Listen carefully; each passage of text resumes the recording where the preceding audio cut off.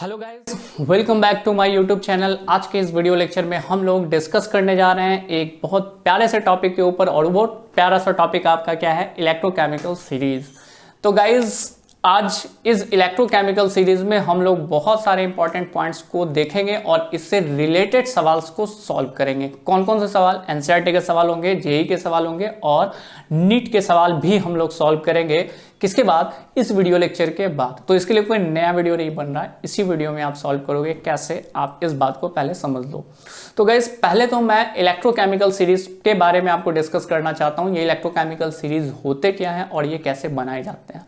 इससे पहले वाले वीडियो लेक्चर में स्टैंडर्ड हाइड्रोजन इलेक्ट्रोड्स पे बात हुई थी। अगर आपने उस वीडियो लेक्चर को नहीं देखा है तो काइंडली आप पहले उस वीडियो लेक्चर को आप देख लो, क्योंकि ये जो इलेक्ट्रोकेमिकल सीरीज का पूरा ढांचा तैयार होता है, ये पूरा ढांचा तैयार होता है स्टैंडर्ड हाइड्रोजन इलेक्ट्रोड्स की मदद से। और उसमें जो वैल्यू आती है इलेक्ट्रोड पोटेंशियल की, वो इलेक्ट्रोड पोटेंशियल की वैल्यू को डाल दिया जाता है किस ऑर्डर में? इंक्रीजिंग ऑर्डर पे। ठीक है, माइनस वाले ऊपर होते हैं, फिर प्लस माइनस, इस तरह से अरेंज कर दिया जाता है किसमें?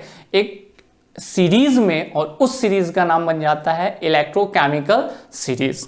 तो गाइस पहले तो हम एक छोटे से डेफिनेशन से आपको रूबरू कराएंगे ताकि आपको ये इलेक्ट्रोकेमिकल सीरीज क्या होता है ये समझ में आए। लेकिन इसको रूबरू करना इंपॉर्टेंट नहीं है, इससे रिलेटेड सवाल सॉल्व करने हैं, वो भी हम लोग सीखेंगे। तो पहले डेफिनेशन पे आते हैं, और इलेक्ट्रोकेमिकल सीरीज का अपना डेफिनेशन होता है क्या? The arrangement of metals in decreasing order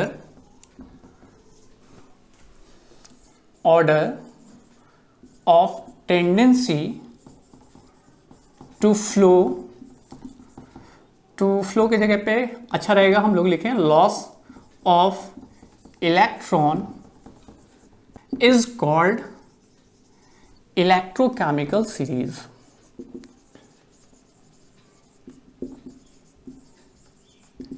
ध्यान देना गाइज, यहाँ पे ये जो इलेक्ट्रोकेमिकल सीरीज का हम लोगों ने एक छोटा सा डेफिनेशन लिखा, ये छोटा सा डेफिनेशन क्या कह रहा? अरेंजमेंट है किस चीज का? मेटल के अरेंजमेंट पे बात हो रही है, जिसमें डिक्रीजिंग ऑर्डर है, यानी घटते क्रम में आपको नजर आएगा किस चीज की? Tendency to loss of electron. ठीक है, is called electrochemical series. Electrochemical series को अरेंज किया गया है किस चीज के ऊपर? टेंडेंसी के ऊपर। किस चीज की टेंडेंसी के ऊपर? इलेक्ट्रॉन लॉस करने के टेंडेंसी के ऊपर। और धीरे धीरे ये टेंडेंसी क्या होती चली जाती है? डिक्रीज करती चली जाती है, मतलब घटती चली जाती है। उसी में बन गया आपका क्या? Electrochemical series. सर कुछ नहीं समझ में आया, सब पार हो गया, सबको अंदर ले लो। अब अंदर कैसे लेंगे सर? अंदर लेने का कोई कॉन्सेप्ट है? बिल्कुल है। जो इलेक्ट्रोकेमिकल सीरीज में मैं बात कर रहा हूं कि गाइज ये ए, ये बी, ये सी, ये डी, इस तरह से एलिमेंट अरेंज किए गए हैं। कहाँ? इलेक्ट्रोकेमिकल सीरीज में। तो ये ए बी सी डी जो एलिमेंट है ये मेटल्स है। ए बी मेटल मान लो, बी बी मेटल मान लो, सी बी मेटल मान लो, डी बी मेटल मान लो। इसमें जो मेटल्स को अरेंज किया गया है वो डिक्रीजिंग ऑर्डर में अरेंज किया गया है। क्या चीज के डिक्रीजिंग ऑर्डर में? Loss tendency of electron. मतलब ए के पास ज्यादा कैपेबिलिटी है कि वो अपने इलेक्ट्रॉन को इजी वे में लॉस कर सकता है, ज्यादा आसान तरीके से। ठीक है, बी के बारे में बात करते हैं तो बी भी इलेक्ट्रॉन लॉस करेगा, लेकिन ज्यादा लॉस करने की टेंडेंसी किसकी होगी? ए की। जस्ट इस बी भी इलेक्ट्रॉन लॉस करेगा, लेकिन उसकी टेंडेंसी उससे कम होगी, सी की टेंडेंसी उससे कम होगी, और डी की टेंडेंसी क्या होगी? सबसे कम होगी। क्या चीज को लेकर के? सिंपल, इलेक्ट्रॉन लॉस करने को लेकर के। और इसी बेसिस पे सीरीज बनाया गया है जिसका नाम क्या है? Electrochemical series. लेकिन ये इलेक्ट्रोकेमिकल सीरीज में इलेक्ट्रोड पोटेंशियल डाले रहते हैं, और ये इलेक्ट्रोड पोटेंशियल हम कैलकुलेट करते हैं स्टैंडर्ड हाइड्रोजन इलेक्ट्रोड्स की मदद से। क्लियर है गाइस? ये तो सर छोटा मोटा डेफिनेशन रहा, इसका अपने को क्या, हमें तो इसका अप्लाईमेंट कहाँ कहाँ करना है ये आप बताइए। तो गाइस अगला हमारा हेडिंग है application of electrochemical series. Electrochemical series मैं अगर सबसे पहले पूछूं कि ये जो इलेक्ट्रोकेमिकल सीरीज है इसका अप्लाईमेंट आप कहाँ करते हो, मतलब इलेक्ट्रोड पोटेंशियल का इस्तेमाल कहाँ करते हो, तो सर से याद आ गया ईएमएफ को कैलकुलेट करने में, जिसको आप कहते हो स्टैंडर्ड सेल पोटेंशियल निकालने में, याद आ गया आपको। पहला अप्लाईमेंट होगा to calculate to calculate EMF of the cell. कैसे सर? ये भी बताना पड़ेगा कि गाइज हम लोग स्टैंडर्ड सेल पोटेंशियल जिसको EMF कह रहे हैं वो निकाल लेते हैं कैसे? E0 रिडक्शन से माइनस E0 ऑक्सीडेशन से। हाँ सर, याद आ गया। थोड़ा थोड़ा पढ़े, थोड़ा सा आपका वीडियो देखे थे, फिर पॉज करके चले गए थे कहाँ? पबजी खेलने के लिए। तो गाइज अगर पबजी खेल लिए हो तो फिर से उस वीडियो को देख लेना। और इतनी बार इस वीडियो में हम डिस्कस किए हैं कि आपको याद होगा ही। तो to calculate EMF of the cell, पहला तो इस्तेमाल इसका करते हैं हम लोग किस चीज के लिए? कैलकुलेट करने के लिए। क्या कैलकुलेट करने के लिए? EMF कैलकुलेट करने के लिए। दूसरा एप्लीकेशन क्या है? एक बात बताओ कि सारे मेटल एक जैसे होते हैं? हाँ सर, सब मेटल तो एक जैसे होते हैं। कैसे? सारे मेटल इलेक्ट्रॉन लॉस करते हैं। बाबू, सारे मेटल इलेक्ट्रॉन लॉस करेंगे ये कहना आपका सही है, लेकिन टेंडेंसी जो होती है इलेक्ट्रॉन लॉस करने की वो डिफरेंट होती है। और यही कारण है कि यहाँ पे एक सीरीज इससे पहले हमने बताया था वो डिफरेंट था। ठीक है? और हमने क्या कहा? Tendency to loss of electron are different from metal to metal. Metal से मेटल ये वैरी करता है कि कौन मेटल इलेक्ट्रॉन ज्यादा लॉस कर सकता है। ज्यादा मतलब 1 2 3 4 नहीं, मतलब आसान तरीके से। और कुछ मेटल है जो इलेक्ट्रॉन लॉस करते हैं लेकिन बहुत करीब प्रहार के साथ। ठीक है? एग्जाम्पल के तौर पे कुछ बच्चे ऐसे होते हैं जिनको बातों से समझाया जाए तो समझ जाते हैं कि बेटा तुम जल्दी से पढ़ाई कर लो, वो तुरंत बैठ जाते हैं पढ़ाई कर लेते हैं। कुछ बच्चे को बात से समझाओगे समझ में नहीं आएगा, आप समझ रहोगे कि मैं क्या बोलने जा रहा हूँ, लातों के भूत बोलने जा रहा हूँ। 2-4 लपड़ लगाओगे पढ़ने बैठ जाएगा। ठीक है? कुछ बच्चे उससे ज्यादा रूड होते हैं, डांटो तो भी कुछ नहीं होगा, मारो तो भी कुछ नहीं होगा, मतलब लत्तम जुत्तम जब तक नहीं पड़ेगा तब तक पढ़ने नहीं बैठेगा। और मैं जान रहा हूं आप लोग ऐसे स्टूडेंट नहीं हो अगर ये वीडियो देख रहे हो तो। ठीक है? तो गाइज इसी बेसिस पे पढ़ने के लिए स्टूडेंट तो डिफरेंट हो जाते हैं ना, अलग अलग टेंडेंसी होती है, कोई ज्यादा पढ़ते हैं कोई कम पढ़ते हैं। तो मेटल्स में भी कैपेबिलिटी होती है इलेक्ट्रॉन की टेंडेंसी लॉस करने की। कोई मेटल है जो इजी वे में अपने इलेक्ट्रॉन को लॉस कर देता है और कुछ मेटल रूड होता है, जल्दी इलेक्ट्रॉन को लॉस नहीं कर पाता है। क्लियर है? तो ऐसे बेसिस में अगर मैं रिएक्टिविटी के बारे में बात करूं तो इस इलेक्ट्रोकेमिकल सीरीज से हमें पता चलेगा इन कंपेयरिंग, क्या चीज को कंपेयर कर सकते हैं? इन comparing the reactivity of metal, reactivity of metal, यानी मेटल की रिएक्टिविटी आप बता सकते हो किसके हेल्प से? इलेक्ट्रोकेमिकल सीरीज के हेल्प से। क्या आप बता सकते हो? Simple reactivity of metals. Guys इसके बाद हम लोग क्या काम कर सकते हैं? In compare the thermal stability. Thermal stability क्या होती है सर? आते हैं गाइज। थर्मल स्टेबिलिटी में अगर मैं बात करूं तो कुछ ऐसे मेटल्स होते हैं जो हीट को ज़्यादा से ज़्यादा टॉलरेट कर सकते हैं, मतलब 100 डिग्री, 200 डिग्री, 300 डिग्री, 400, 500, 600। इसी तरह से मेटल में हर मेटल की थर्मल स्टेबिलिटी डिफरेंट हो जाती है। क्लियर? और इस बात का हमें पता कैसे चल पाएगा कि कौन से मेटल की थर्मल स्टेबिलिटी सबसे ज़्यादा है? तो इस बात का भी पता हमें इलेक्ट्रोकेमिकल सीरीज से चलेगा। गाइस इस 4 पॉइंट को हमें याद रखना है। एक और पॉइंट्स है, तो सर आपने 3 बताया तो मैं 4 बताने भी जा रहा हूं। इसमें टू कंपेयर, हम कंपेयर कर सकते हैं which one oxidized, which metal कर देते हैं, विच मेटल ऑक्सीडाइज्ड और रिड्यूस्ड। कौन सा मेटल ऑक्सीडाइज्ड करेगा और कौन रिड्यूस्ड करेगा या रिडक्शन करेगा, इस बात का भी पता हमें कैसे चलता है? इलेक्ट्रोकेमिकल सीरीज से। तो गाइज आप जल्दी से इसके स्क्रीनशॉट लो, क्योंकि मैं जल्दी से मैं मिटा रहा हूं। ये सर ये तो मिट गया। तो गाइज इसको मिटाने के बाद जो अगला मैं बताने जा रहा हूं ये आपके लिए ज़्यादा इंपॉर्टेंट रहेगा। तो ये सर इंपॉर्टेंट नहीं था, सारा इंपॉर्टेंट है, लेकिन क्वेश्चन बनाने में आपको ज़रूरत पड़ेगी इलेक्ट्रोकेमिकल सीरीज की। तो जो मैं इलेक्ट्रोकेमिकल सीरीज पे बात कर रहा हूँ वो तो एक बड़ा सा डाटा है, एनसीईआरटी बुक में लिखा होगा। अगर आपका मन है याद करने का तो याद कर सकते हो। वैसे मैंने ज़्यादा याद नहीं रखा है, कुछ का याद रखा है। जैसे कुछ में फ्लोरीन का, fluorine can gain 2 electron to become 2f minus and their value is 2.87। ये कौन सी वैल्यू है? स्टैंडर्ड इलेक्ट्रोड पोटेंशियल वाली वैल्यू है। इसके बाद दूसरा है सिल्वर का Ag प्लस एक इलेक्ट्रॉन गेन करेगा, बन जाएगा Ag और इसकी वैल्यू है 0.80 वोल्ट। इसका भी वोल्ट में ही होगा। इसके अलावा एक और कॉपर लिख देते हैं। कॉपर जो भी प्लस में है ये 2 इलेक्ट्रॉन गेन करता है, बन जाता है कॉपर में और इसकी वैल्यू होती है 0.34 वोल्ट। इसके बाद आते हैं गाइस हाइड्रोजन इलेक्ट्रोड्स के बारे में। H2 कन्वर्ट हो रहा 2H प्लस में प्लस 2 इलेक्ट्रॉन लॉस कर रहा और इसकी वैल्यू क्या होती है 0.0 वोल्ट, जो हम लोगों ने पढ़ा था कहाँ, इलेक्ट्रोकेमिकल सीरीज में। उसी तरह आयरन में आते हैं Fe2 प्लस 2 इलेक्ट्रॉन गेन करेगा और ये बन जाएगा Fe सॉलिड के फॉर्म में और इसका जो वैल्यू होगा वो होगा -0.44 वोल्ट। एक और आते हैं Zn2 प्लस 2 इलेक्ट्रॉन गेन करेगा और बन जाएगा जिंक सॉलिड के फॉर्म में और इसकी वैल्यू होगी -0.76 वोल्ट। ठीक है। Last one lithium Li plus एक इलेक्ट्रॉन गेन करेगा और बन जाएगा क्या, Li सॉलिड और इसकी वैल्यू होगी -3.05। गाइज कुछ मुझे याद था, पूरा इलेक्ट्रोकेमिकल सीरीज मैंने याद नहीं किया। अगर आपको याद करने का मन है तो याद कर सकते हो, लेकिन इससे कोई फायदा होने वाला नहीं है क्योंकि क्वेश्चन जो भी होंगे उसमें इलेक्ट्रोकेमिकल सीरीज में जो स्टैंडर्ड इलेक्ट्रोड पोटेंशियल का मान होगा वो दिया रहेगा।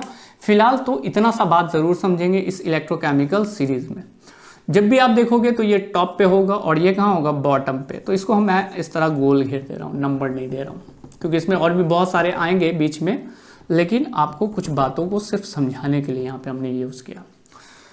फ्लोरीन जो होता है वो इलेक्ट्रोकेमिकल सीरीज में सबसे ऊपर होगा और लिथियम जो होता है वो सबसे नीचे होगा। तो सर सबसे ऊपर सबसे नीचे, सबसे ऊपर सबसे नीचे तो है, लेकिन किस लिए है वो आगे बात करेंगे। ये सिल्वर है जिसका इलेक्ट्रोड पोटेंशियल प्लस में ये तो 0 हो गया, माइनस और ये माइनस। सबसे ज़्यादा माइनस में कौन है, लिथियम, और सबसे ज़्यादा प्लस में कौन है, फ्लोरीन। अब आते हैं गाइज एक ग्राफ को देखने के लिए, और वो ग्राफ क्या बताता है आपको। एग्जाम्पल क्या ले रहे हैं, पहले मैं आपको ये समझाना चाहता हूं कि ये गाइज जिंक है सॉलिड के फॉर्म में और ये जिंक के साथ है कॉपर आयंस के फॉर्म में। दिस इज एक्वस जो कन्वर्ट हो रहा जिंक आयंस के फॉर्म में एक्वस प्लस कॉपर सॉलिड के फॉर्म में। चलो कंपेयर कर लेते हैं, कौन ऑक्सीडेशन कर रहा कौन रिडक्शन कर रहा। सर आपको पता है क्या, जिंक यहाँ 0 है और जिंक यहाँ क्या, और ऑक्सीडेशन नंबर +2, मतलब ये क्या कर रहा, oxidation. This one is oxidation कर रहा। और कॉपर रिड्यूस कर रहा है। कैसे कॉपर रिड्यूस कर रहा, इसका गाइस +2 और इसका क्या 0, तो +2 से ये 0 हो रहा, मतलब दे कैन रिड्यूस, मतलब ये कर रहा रिडक्शन। तो गाइस एक ऑक्सीडेशन हो रहा, ये रिडक्शन कर रहा। लेकिन हमारे लिए इंपॉर्टेंट क्या है, हमारे लिए यहाँ ये चीज़ समझना इंपॉर्टेंट है कि कौन सा ऑक्सीडाइजिंग एजेंट है और कौन सा रिड्यूसिंग एजेंट है। फिर से मेरी बात समझना, ऑक्सीडाइजिंग एजेंट और रिड्यूसिंग एजेंट। तो आपके दिमाग में चल रहा होगा कि सर ये ऑक्सीडेशन कर रहा है इसलिए ऑक्सीडाइजिंग एजेंट है, ये रिडक्शन कर रहा है इसलिए ये रिड्यूसिंग एजेंट है। नहीं गाइस, जस्ट अपोजिट है, ये एक्चुअल में रिड्यूसिंग एजेंट है। This one is reducing agent. कैसे, मैं बता रहा हूं। ये कॉपर है जो क्या है, ऑक्सीडाइजिंग एजेंट। गाइस एजेंट का काम क्या होता है, आप बात समझो। एजेंट का काम है उस काम को दूसरे से करवाना, ठीक है। जैसे बहुत सारे कंपनी के एजेंट होते हैं और वो एजेंट मार्केट में जाते हैं ताकि उसके सेल को इंक्रीज कर सके, ठीक है। भले वो उस प्रोडक्ट का इस्तेमाल कर रहे हैं या नहीं कर रहे हैं, लेकिन अब बहुत सारे फायदे आपको दिखाएंगे ताकि आप हो जाओ। एजेंट का काम यहाँ वही है। जैसे मैंने कहा कि जिंक क्या है, रिड्यूसिंग एजेंट है, और कॉपर क्या है, ऑक्सीडाइजिंग एजेंट है। एक बात समझना, ये ऑक्सीडाइजिंग एजेंट कैसे हुआ। मैंने क्या कहा, खुद ऑक्सीडाइज नहीं करेगा लेकिन दूसरे को करवाएगा। इस बात को भूल जाओ, इस बात पे ध्यान दो। जिंक क्या कर रहा, ऑक्सीडेशन कर रहा, मतलब they can loss their 2 electron. Zinc oxidise कैसे हो रहा, 2 इलेक्ट्रॉन लॉस करके। They can loss their 2 electron and they become oxidised. लेकिन जो लॉस कर रहा है तो लेने वाला कोई होना चाहिए ना, और लेने वाला यहाँ कौन है, कॉपर। अगर कॉपर नहीं होता, मतलब जो ऑक्सीडाइजिंग एजेंट है, तो जिंक ऑक्सीडेशन नहीं कर पाता, क्योंकि जब ये इलेक्ट्रॉन देता तो किसको देता, लेने वाला कौन है यहाँ, कॉपर है। कॉपर कौन है, ऑक्सीडाइजिंग एजेंट है, इसके 2 इलेक्ट्रॉन को ले रहा, तब जिंक क्या कर रहा, ऑक्सीडेशन कर पा रहा। दूसरे तरीके से चलो, कॉपर खुद क्या कर रहा, रिडक्शन कर रहा, और रिडक्शन कौन करवाया, जिंक करवाया, इसलिए जिंक रिड्यूसिंग एजेंट हुआ। ये कैसे रिडक्शन करवाया, ऐसे कि जिंक ने इलेक्ट्रॉन दिया किसको, कॉपर को, कॉपर 2 इलेक्ट्रॉन लिया, कॉपर +2 से क्या हो गया, 0 हो गया, इसलिए वो रिडक्शन किया। लेकिन रिडक्शन किसकी वजह से हुआ, जिंक की वजह से। जिंक ना इसको 2 इलेक्ट्रॉन देता, ना ये रिड्यूस्ड कर पाता, तो करवाया कौन, जिंक करवाया, that's why it is called reducing agent. अब आपको समझ में आ गया होगा कि 2 तरह के एजेंट होते हैं, एक जो कहलाता है रिड्यूसिंग एजेंट और दूसरा जो कहलाता है ऑक्सीडाइजिंग एजेंट। क्लियर, जो खुद ऑक्सीडाइज्ड हो वो रिड्यूसिंग एजेंट होगा, जो खुद रिडक्शन करेगा वो ऑक्सीडाइजिंग एजेंट होगा। लेकिन इस इलेक्ट्रोकेमिकल सीरीज में सबसे ज्यादा इंपॉर्टेंट सवाल यही बनता है कि which one is most oxidising agent, इनमें से कौन है जो क्या है ऑक्सीडाइजिंग एजेंट है और कौन सा रिड्यूसिंग एजेंट है। ये ऐसे मैं ग्राफ बना रहा हूं ताकि आप थोड़ा सा इसको दिमाग में पुटअप कर सको। और वो पुटअप क्या करना, पहले मैं बना दे रहा हूं इधर। जैसे ऊपर से आप नीचे की तरफ बढ़ते हो, यहां पे इंक्रीज करेगा रिड्यूसिंग एजेंट, याद रखना दिस वन इंक्रीज क्या, रिड्यूसिंग एजेंट। नीचे से ऊपर जितना जाते हो उतना ज्यादा बढ़ेगा, क्या बढ़ेगा, इंक्रीज ऑक्सीडाइजिंग एजेंट। अब मेरी बात समझना, ऐसे ग्राफ में तो आप समझ नहीं पाओगे, आप समझ कैसे पाओगे, जो मेरा सबसे आसान तरीका।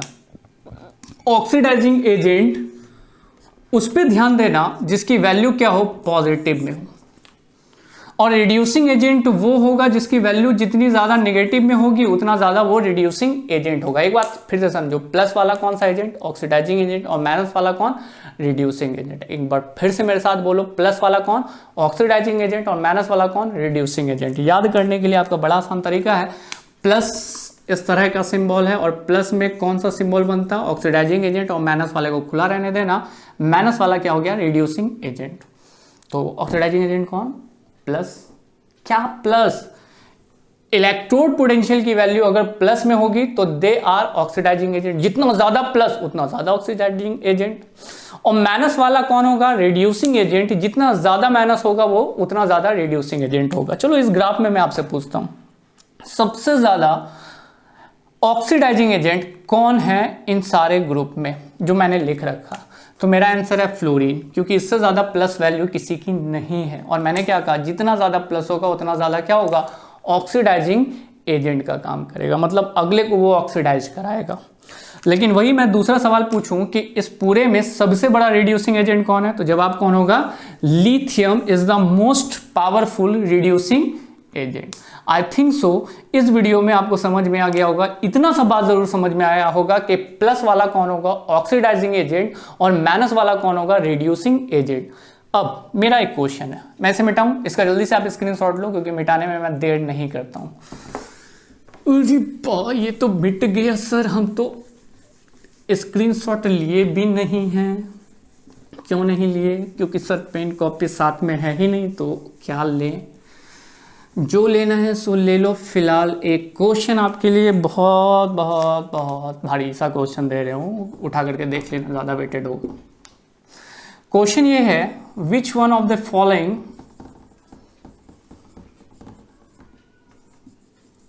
Is most powerful oxidising agent.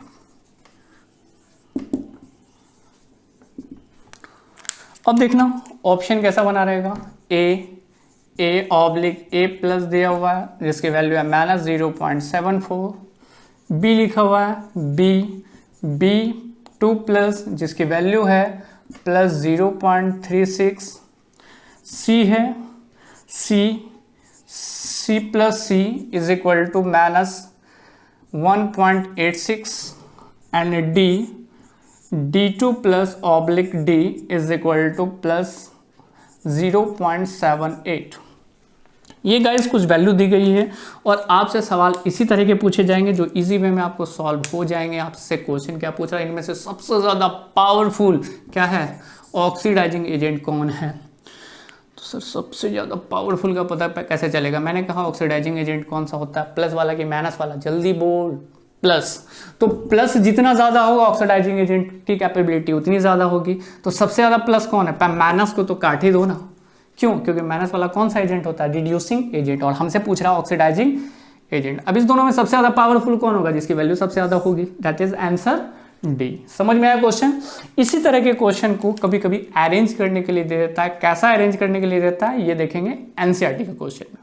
हाँ तो गाइज ये क्वेश्चन आपके लिए है और क्वेश्चन बहुत इजी है। देखा जाए, मैं आपसे क्वेश्चन पे पहले डिस्कस कर लेता हूँ कि क्वेश्चन क्या क्या है और आप सॉल्व करोगे, बहुत इजी वे में सॉल्व हो जाएगा। ये एनसीईआरटी का एक्सरसाइज का क्वेश्चन है 3.2, जिसको नीट 2019 में भी पूछा गया। क्लियर है। क्वेश्चन कहता है given the standard electrode potential, दिया गया इलेक्ट्रोड पोटेंशियल पोटासियम का, सिल्वर का, मर्क्यूरी का, क्रोमियम का और मैग्नीशियम का। ठीक है। क्वेश्चन में आपसे क्या कह रहा, आपसे कह रहा कि arrange the following metals in their increasing order of reducing power. हमें बढ़ते क्रम में लिखना, मतलब अगर मैं बात करूं तो इस तरीके से, पहले छोटा, उससे बड़ा, उससे बड़ा, उससे बड़ा, क्या उससे बड़ा सर, ऑर्डर, किस चीज का ऑर्डर, रिड्यूसिंग पावर का। ये देखो मैंने अंडरलाइन कर लिया। अब ये बताओ कि कौन सबसे ज्यादा रिड्यूसिंग बिहेवियर शो करेगा, reducing agent that is reducing power. मैंने क्या कहा था, ऑक्सीडाइजिंग पावर सबसे ज्यादा किसके पास होता है, वो जो सबसे ज्यादा प्लस होगा, और रिड्यूसिंग पावर सबसे ज्यादा किसके पास होगा, जो सबसे ज्यादा माइनस होगा। तो सबसे ज्यादा माइनस कौन है सर, सबसे ज्यादा माइनस यहाँ पोटासियम है। अब याद रखना, हमें लिखना किस ऑर्डर पे है, इंक्रीजिंग ऑर्डर, मतलब बढ़ते क्रम में। तो मुझे सबसे पहले जस्ट उल्टा लिखना होगा ना, पोटासियम क्या होगा, सबसे ज्यादा होगा। क्या ज्यादा होगा, ऑक्सीडाइजिंग नेचर सबसे ज्यादा, या ऑक्सीडाइजिंग पावर सबसे ज्यादा किसके पास होगा, पोटासियम के पास। क्यों, क्योंकि मैंने जस्ट कहा भी आपसे कि जितना ज्यादा माइनस होगा उतना ज्यादा उसके अंदर रिड्यूसिंग पावर होगा, और रिड्यूसिंग पावर कहीं ना कहीं डिपेंड करेगा किस ऑर्डर पे लिखने के लिए, इंक्रीजिंग ऑर्डर। तो पोटासियम सबसे ज्यादा माइनस है यहाँ पे, इसलिए पोटासियम में सबसे ज्यादा रिड्यूसिंग पावर, और हमें लिखना है इंक्रीजिंग ऑर्डर में। तो सबसे पहले पोटासियम, उधर से पोटासियम के बाद किसकी वैल्यू आती है, तो अगला माइनस में कौन है इसके बाद, इसके बाद माइनस में मुझे नजर आ रहा मैग्नीशियम। तो second one is magnesium. Magnesium के बाद अगर मैं बात करूं तो माइनस में कौन है, तो ये है माइनस में कौन, chromium. Chromium, potassium, magnesium, chromium, बच गया कौन, सिल्वर और मर्क्यूरी। ध्यान देना, अगर मैं बात करूं तो मर्क्यूरी का प्लस है और सिल्वर का भी प्लस है। जितना ज्यादा प्लस होगा उतना ज्यादा ऑक्सीडाइजिंग नेचर होगा और उतना कम रिड्यूसिंग पावर होगा। तो अगला जो होगा वो होगा मर्क्यूरी, और मर्क्यूरी के बाद कौन हो जाएगा, नेक्स्ट वन इज सिल्वर। मतलब सबसे ज्यादा प्लस है कौन, सिल्वर। तो सिल्वर के इस क्वेश्चन में सिल्वर जो है सबसे ज्यादा प्लस है, इसलिए सिल्वर के पास सबसे ज्यादा ऑक्सीडाइजिंग पावर है, और रिड्यूसिंग पावर क्या है, सबसे कम है। वैसे ही हमको अरेंज करने के लिए कहा, हमने अरेंज कर दिया। कौन हो जाएगा, सबसे पहला हो जाएगा गाइस सिल्वर, सिल्वर के बाद मर्क्यूरी, मर्क्यूरी के बाद क्रोमियम, क्रोमियम के बाद मैग्नीशियम, और मैग्नीशियम के बाद पोटासियम, क्योंकि एक ही बात को आपको देखना और वो है माइनस। जितना ज़्यादा माइनस होगा उतना ज़्यादा उसके अंदर क्या होगा, रिड्यूसिंग पावर, और जितना ज़्यादा प्लस होगा उतना कम रिड्यूसिंग पावर होगा और उतना ही ज़्यादा ऑक्सीडाइजिंग पावर होगा। क्लियर है। ये देखो दूसरा क्वेश्चन है, ये तो नीट और एनसीईआरटी का एक क्वेश्चन हो गया। अब बारी किसकी आई, मेंस की आई। किसके मेंस की, जेई के मेंस की। 2070 में एक क्वेश्चन पूछा गया जिसमें ये वैल्यू दी गई है, सारी वैल्यू दी गई है।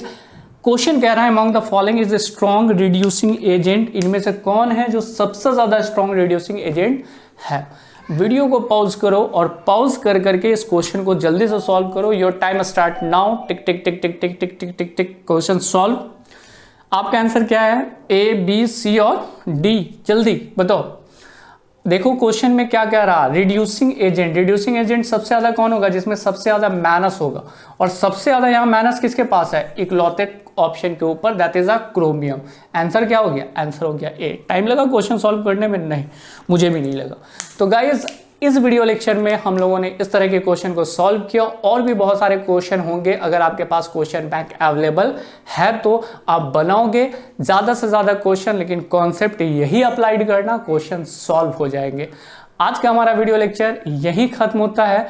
नेक्स्ट वीडियो में मिलते हैं हम लोग नए टॉपिक के साथ। आज के लिए बाय।